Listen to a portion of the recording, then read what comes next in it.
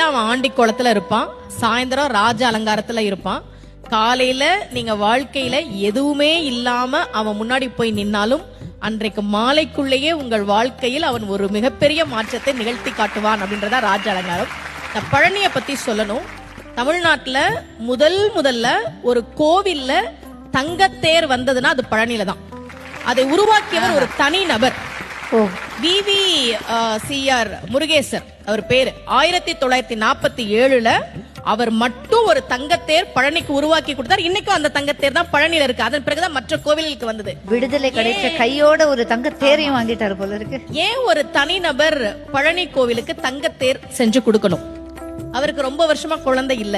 முருகன் கிட்ட, பழனி முருகன் கிட்ட மனமுருகி வேண்டார். இரட்டை ஆண் குழந்தை பிறந்ததால் நன்றி கடனாக அதை கொடுத்தார். அப்போ முருகன் கிட்ட நாம ஒரு விஷயம் கேட்டா கேட்டதை விட அதிகமாக